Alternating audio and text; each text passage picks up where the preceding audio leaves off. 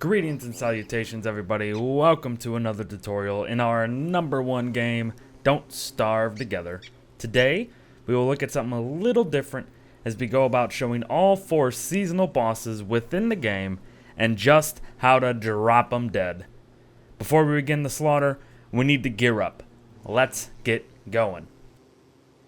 We all have to start somewhere, and it's incredibly likely your first weapon will be a normal spear. A weapon that is easy to make, requires only a science machine, and has 150 uses to boot. It is not a terrible place to begin. With 34 damage to add to the mix, you can certainly have your way with many mobs in-game. But we can do better. To find our first upgrade, head into the swamp and have a dance with the nasty tentacles within. They have a chance to drop another equipable weapon known as the Tentacle Spike. At 51 damage, it is a notable step up from the flimsy spear.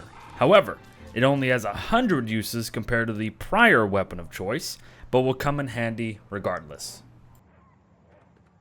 Do yourself a favor and snag 2 to 3 of these suckers, as they can be pretty good early game. But get out of there, as we got something better. I would say that if you got them, just stick to using the better weapon, as spears are simple to make if the need for one arises. But hey, I got something for you. Find yourself a pig out in the wild, feed it 4 pieces of monster meat, and watch as it turns into a werepig. Be sure to kill it, as it will drop a guaranteed pig butt and 2 meat, the exact ingredients needed for our next weapon upgrade.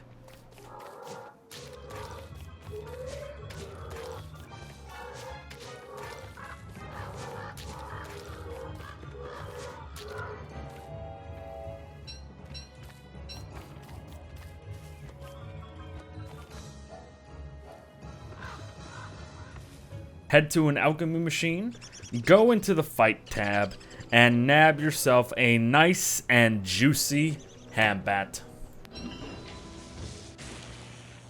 While the spike sits at 51 damage, the hambat will get you 59.5 per hit. Might not seem as much as an upgrade, but note the bat has no durability, meaning you can swing all day long.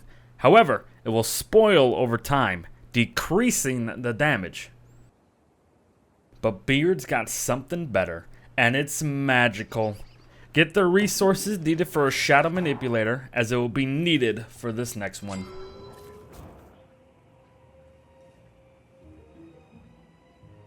Having trouble finding the purple gem? Well, if you find both a blue and a red gem, you can actually pick them up and refine them into a single purple one for your own purposes. Magic, yay.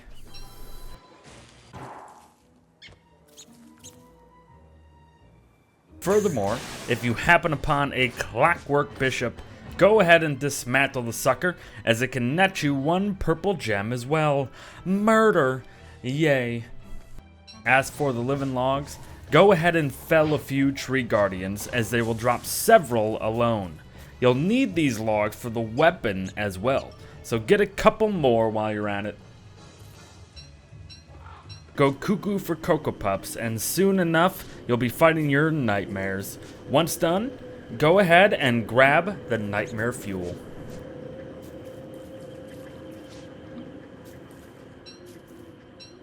Loot in hand, head to your shadow manipulator, go into the magic tab, and create the dark sword. Note, it takes only 1 living log, but 5 fuel. Keep farming nightmares if you want more. A fresh hambat is giving you 59.5 damage to deal, which isn't bad. However, the dark sword will raise it to 68 damage per hit, a great increase. Beware though, wielding the dark sword does have negative effects. You will lose sanity as long as you are holding it, but trust me, it's worth it. If you're fighting, you'll need healing. Make some pierogies by putting 1 meat, an egg, a veggie, and a filler in a crock pot. And yes, you can use monster meat, but only use 1 per recipe.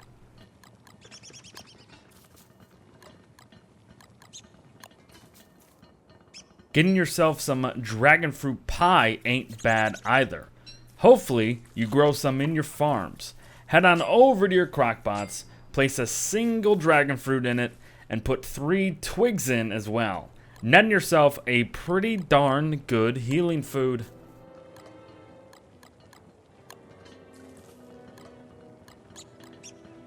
Heck, even just big jerky from the drying racks can do you good. And go ahead and grab some. There are a ton of ways to heal yourself in DST. Whichever you choose, it's time to get to work. Berger here, the Giant of Autumn, doesn't actually arrive within the first autumn, unless some settings are changed. That being said, he owns the season, as he walks around wanting to bulk up before the winter hibernation. As you can see, he actually gains health from eating and is not automatically hostile to the player.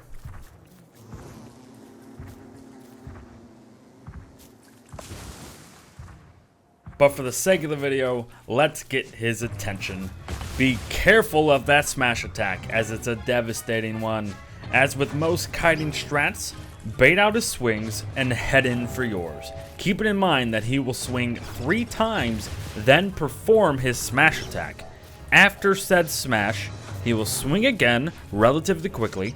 Don't go in for a swing then, bait it out. Then repeat the kiting pattern. Rinse and repeat until the fluffy giant is deadzo.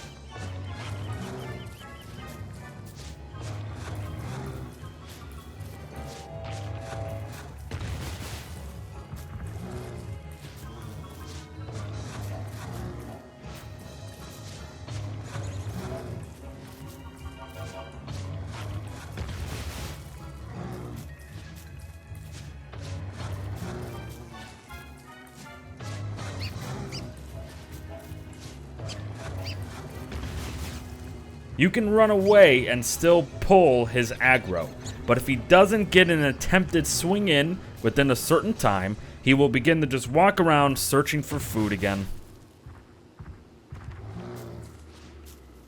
Say you get hit, you'll find that Berger can actually disarm you with his attacks.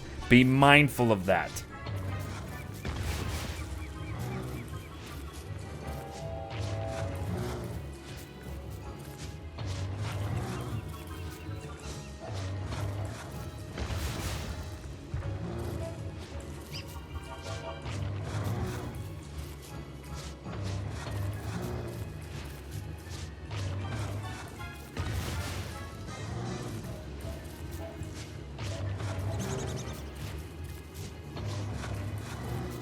But after a while, even the towering teddy bear will fall, leaving the spoils for you to plunder.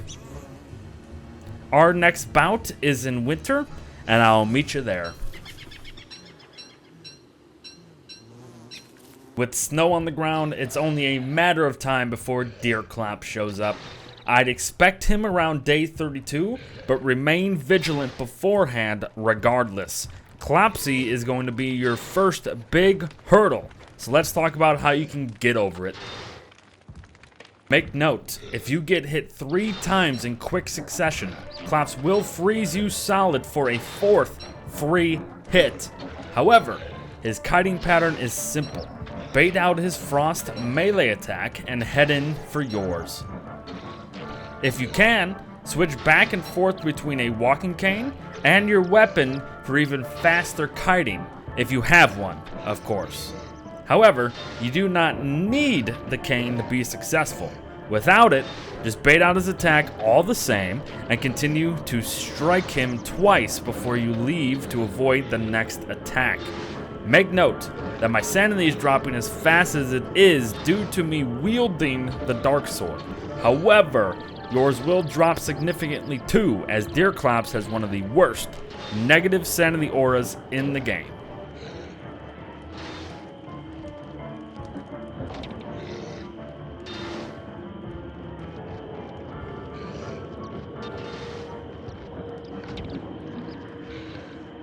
But in the end, his eye will close for you all the same.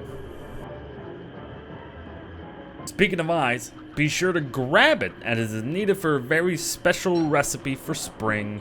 I'll meet you there for the next seasonal boss. Say hello to the moose goose, everyone. Half moose and half goose. Who would have guessed?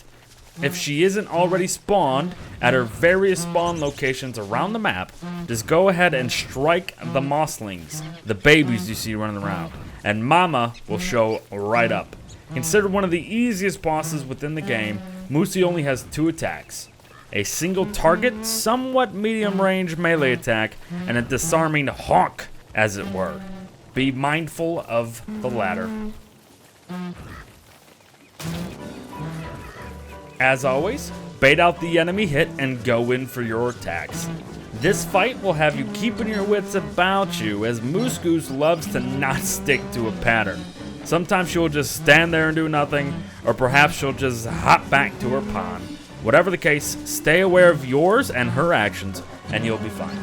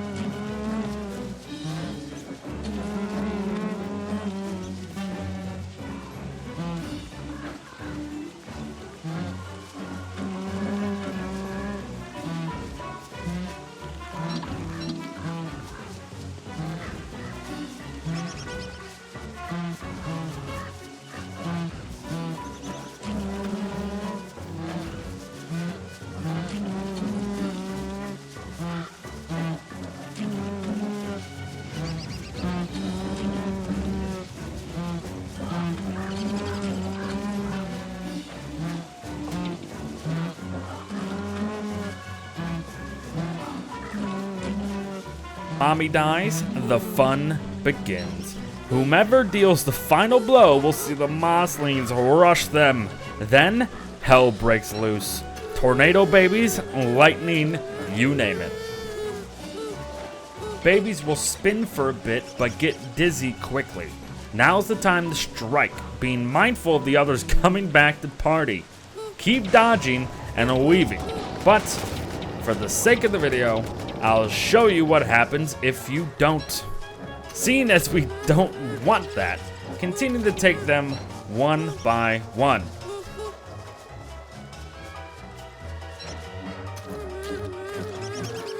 Go ahead and loot as you go. The down feathers are useful in creating a great late game weapon.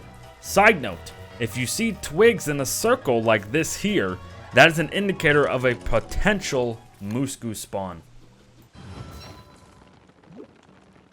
You can guess via the map as well. If you see a pond by its lonesome, especially with berry bushes, that is likely a spawn for moose. In the morn, grab the remaining loot, but don't forget Mama Moosey as well. And remember, the down feathers are used in creating a great late game weapon for some late game bosses. I'll be seeing ya in summer for the next one. Welcome to the Oasis, everyone, the location of our 4th and final seasonal boss. For those unaware, there are 2 different deserts within Don't Starve Together. There's the Oasis Desert, the one that we are in now, and what Beard calls the Dragonfly Desert, which is the location of the D-Fly boss fight. During and only during the summer season, the lake within the oasis itself will fill with water, and a really nasty sandstorm will blow through the entire desert, causing reduced movement and visibility for the player. To combat this, we need to go fishing, so I hope you brought your pole. Go ahead and fish out of the pond, and you'll find packages soon follow. Unwrap them as we need something from them. With luck, after getting trinkets and regular fish, you'll eventually snag a blueprint for fashion goggles. But keep going. We need something else yet. Beard was extremely lucky though, and got what he needed from the very next cast. But go until you get what is called the Desert Goggles Blueprint.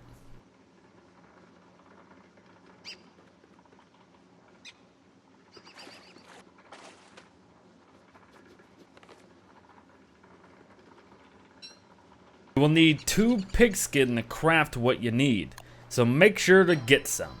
Go ahead and craft the fashion goggles, then, using the fashion goggles, create the desert goggles for yourself. With them, you'll be able to navigate the sandstorm without any movement or visibility issues. Now, it's boss time. Say hello to the antlion, everyone, the boss of summer. She can spawn wherever she pleases within the Oasis Desert, and every subsequent summer will see her spawn in the exact same spot. You may notice that she has a rage meter. If this hits 0, she will create tremors beneath you wherever you are in the overworld, cracking the ground beneath you after a couple seconds, and breaking anything that just so happens to be on top of this broken ground. However, we can appease her. You can give her just plain rocks to extend the timer by a hair. Or you can give her all sorts of trinkets to boost the timer and get some special gifts as well. But this is a video full of mighty death, so enough appeasing. To begin the fight, you will need a fully cooled thermal stone. Grab it, head on over to Antlion, and as soon as you give it to her, the fight begins. She will start spawning sand spikes from the ground on and near your position, but you can see a circle of sand beneath you indicating the attack is coming. Just do your best to keep moving in the circle around her, avoiding the spikes and not getting trapped, kinda like this bearded idiot.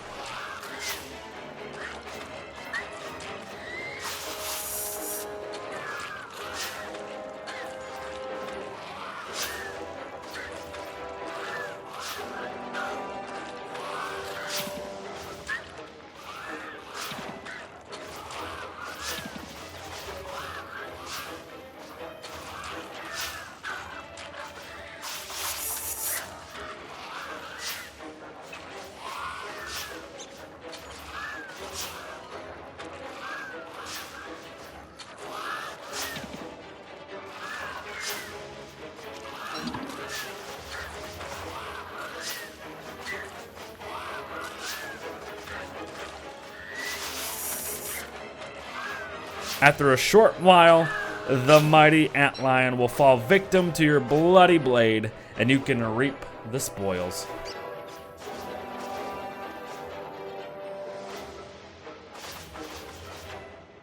The blueprint she drops is for an item called the Lazy Deserter, and is needed for literal in-game teleportation to anywhere on the map. Grab it. There we have it, folks. A bit of an extensive guide on fighting all 4 seasonal bosses. I hope this helped, and I'll be seeing you in the next one. Bye-bye.